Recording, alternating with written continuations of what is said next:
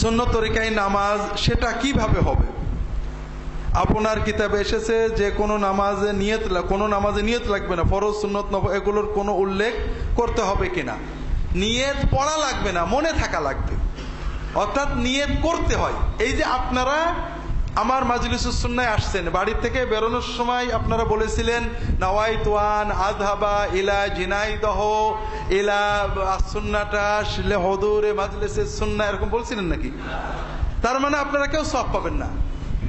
হাদিস শরীফে আসছে কেউ যদি বাড়ির থেকে ইলম শেখার নিয়তে কোথাও বেরোয়, বাড়ি থেকে যাওয়া এবং আসা পর্যন্ত পুরোটা জিহাদের সওয়াব পাবে।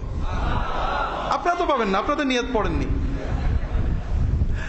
আসলে নিয়ত মানে যে চিন্তা, যে উদ্দেশ্যে বাড়ি থেকে বেরিয়েছেন। নামাজের সময় অবশ্যই নিয়ত লাগবে, মনের ভিতরে থাকবে কোন ওয়াক্তে নামাজ পড়ছি, কি জন্য পড়ছি, আল্লাহর ভয়ে, এগুলো মনে থাকবে। ফরজ সুন্নত এটা মনে থাকে। আপনি যখন দাঁড়ান ইমাম পিছনে, আপনি কি নফল পড়ার নিয়তে দাঁড়ান নাকি? ফরজ পড়া তো মনে আছে, মনের ভিতরে সবই থাকবে, মুখে বলাটার কোনো দলিল নেই।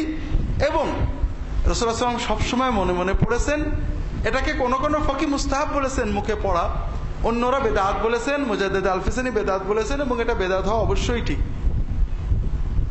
নামাজের ভিতরে সূরা কেরাত পড়ার সময় বিসমিল্লাহ বলতে হবে কিনা? সূরা ফাতিহার আগে বিসমিল্লাহ বলবেন, অন্য যে কোনো সূরা যখন শুরু থেকে পড়বেন অবশ্যই বিসমিল্লাহ বলবেন।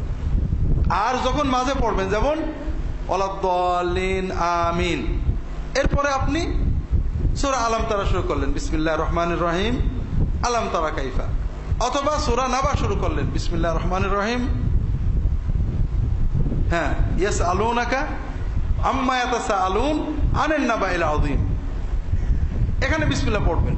আর যদি সূরার মাঝখান থেকে শুরু করেন ওয়ালাদ-দাল্লিন আমিন কুলিল্লাহুম্মা মালিকাল মুলক, সূরা শুরু না মাঝখানে, তখন আর বিসমিল্লাহ পড়বেন না, না পড়ে চলে যাবেন।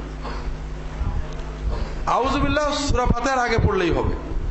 নামাজের ভিতর সমবেতভাবে জিকির করা যাবে কিনা, আর জিকির শেষে সালাম পড়া যাবে কিনা?